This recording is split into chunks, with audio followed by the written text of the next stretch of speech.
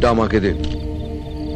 আপনার অভিযোগটা তো আমার বিরুদ্ধে না, আমার অভিযোগ আপনার সরকারি লোকজনের বিরুদ্ধে।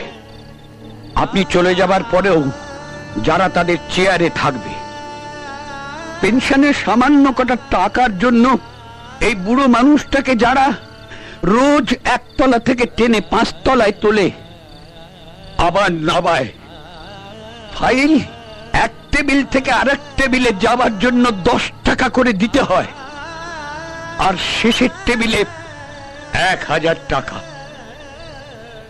আজ আমি সব কটা সিঁড়ি পার করে উপরে উঠেছিলাম, কিন্তু শেষ টেবিলের 1000 টাকা আমার কাছে ছিল না। তাই ফাইলটা আবার একতলায় ফিরে এসেছে। মাঝে মাঝে ভাবি, কাদের জন্য স্বাধীনতা সংগ্রাম করেছিলাম?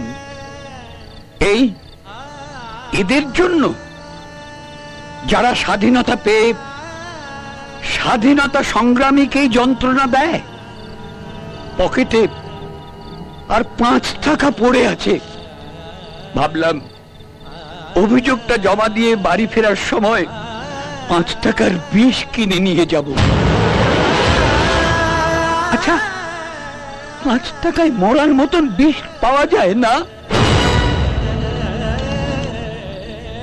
এই টাকাটা আমায় দিন। কাল আপনি আবার যাবেন। কাল যদি আপনি আপনার পেনশনের টাকা না পান, তাহলে বিষটা আমার জন্য থাকলো।